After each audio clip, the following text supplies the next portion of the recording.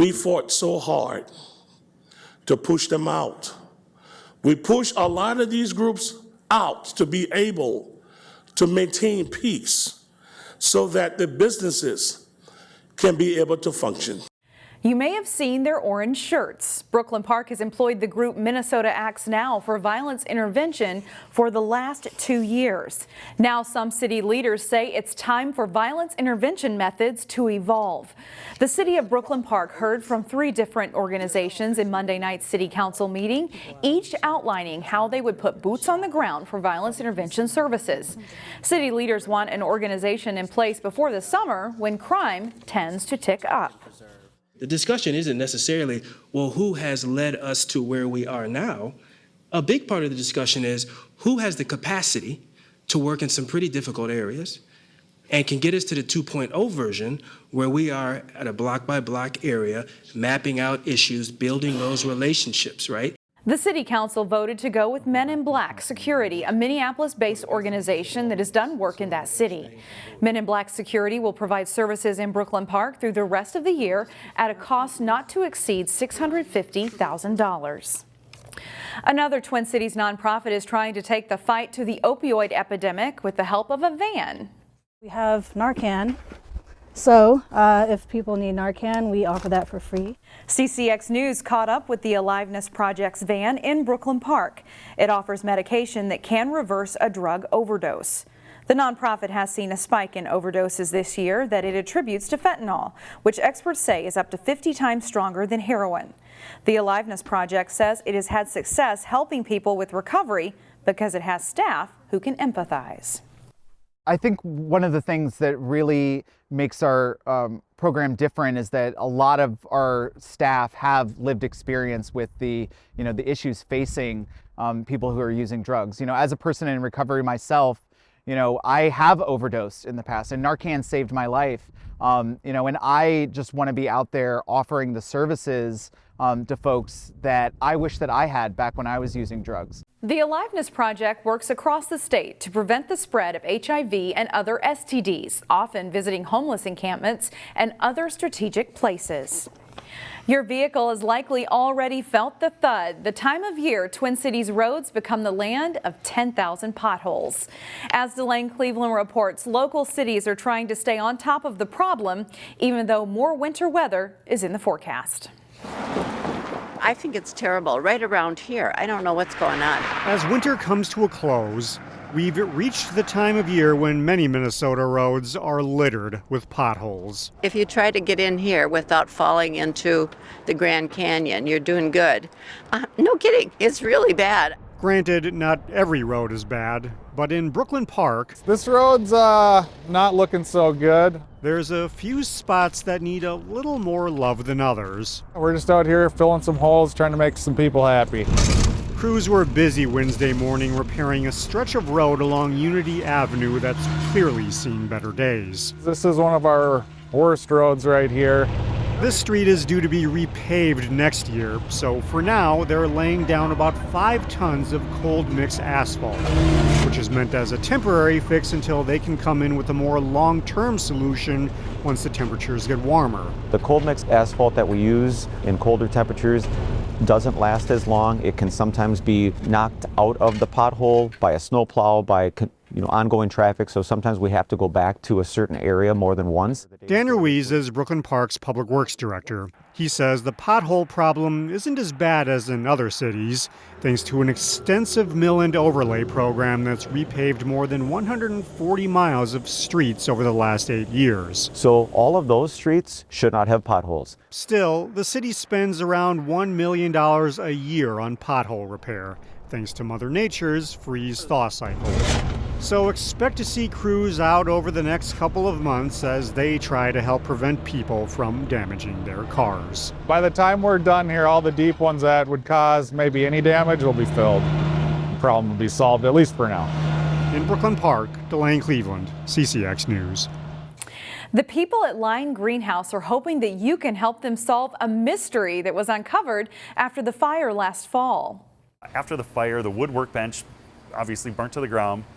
Somebody picked up the vise and realized that on the bottom of it was almost like a metal memorial that you would find on like a park bench for J.C. Morrison, who died in 1906. I don't know anything about this person. I don't know how that plaque came to be.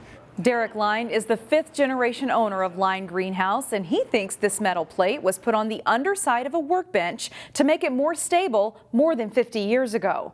The people at the greenhouse have no idea who J.C. Morrison was.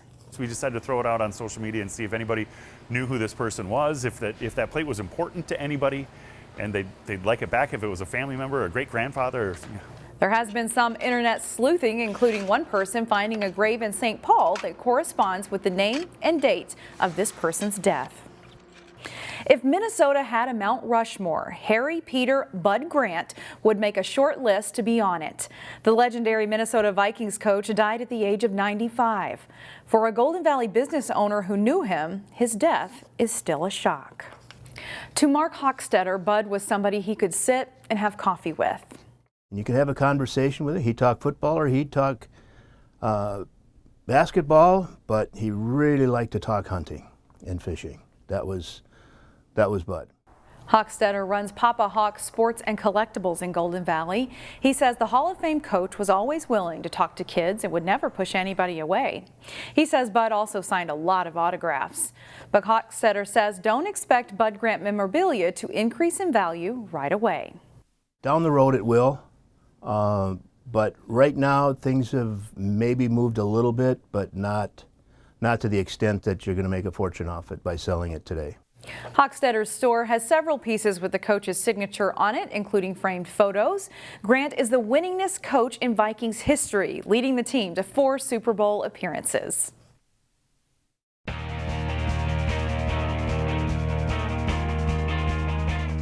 Wayzata and Hopkins boys basketball teams met for a 3rd time this season Tuesday night, this time with a trip to the state tournament on the line.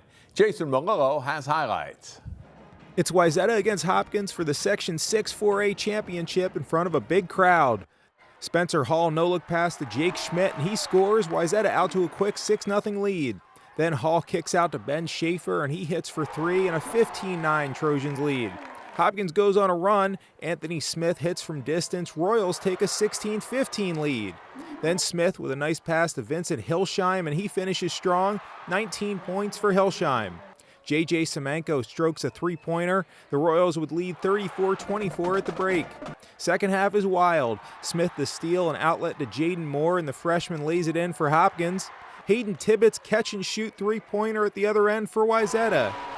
Then Schmidt hits from long range, and Wayzata closes the gap to 42-37. Off the steal, Jackson McAndrew finds Jake Birkland, and his basket pulls Wayzata within 62-61. McAndrew then pops out for the money ball and hits. Trojans take a 64-62 lead. McAndrew nets 13 points in the game.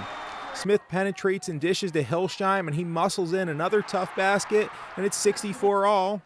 Tibbetts drives and scores 2 of his 23 points, and clutch free throws give Wayzata a 71-66 victory, and the Trojans win their 3rd straight section title. Jason Malillo, CCX Sports. The Section 5 4A boys basketball final is Friday. In the semifinals Tuesday, top seed Park Center faced Moundsview. Jay Wilcox has highlights. Top seed Park Center hosts Moundsview in the Section 5 4A boys basketball semifinals. Chang Ring swings it across to C.J. O'Hara for an open 3, and it's quickly 8-0 Pirates to start. Cash Chavis picks the dribbler's pocket at midcourt and goes in for the dunk. It's all Park Center at 12-0 early. O'Hara knocks down another 3, part of a big first half for him. The Pirates are up by 14. J.J. Ware spins, and as the defender falls, he nails the baseline jumper on his way to a 17-point game. Jackson Folks attacks off the dribble and gets to the hoop to score. It's all Park Center as they lead 41-18 at halftime. Early in the second, Chavis lobs to O'Hara for the big dunk. O'Hara scores 24. Unlike in the quarterfinals, Park Center ends this one early as they blow Moundsview away 73-35 to advance to the section final. Jay Wilcox, CCX Sports. Maple Grove and Osseo often brings a big crowd when the two schools play, especially it seems in boys basketball. And that was the case Tuesday night when they squared off in the Section 5 4A semifinals. The Crimson and Orioles meeting for a second time this season. The Orioles won back in January. Ty Swanson knocks down a corner three for Osseo. They jump out to a 7-0 lead. Damari Larkins drives in from the wing and then drops off a pass to Jerome Williams for an easy two. Crimson senior guard Raul Vidia had a big game.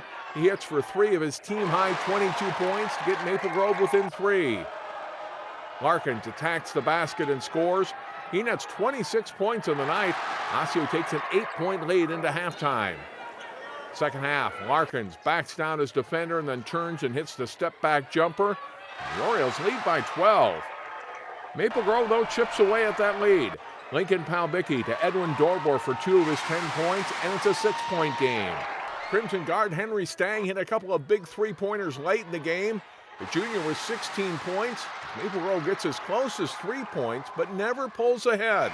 It's Osseo advancing to Friday's Section 5 final against Park Center with a 61-56 win. John Jacobson, CCX Sports. Find more prep sports games and highlights at ccxmedia.org and follow us on social media.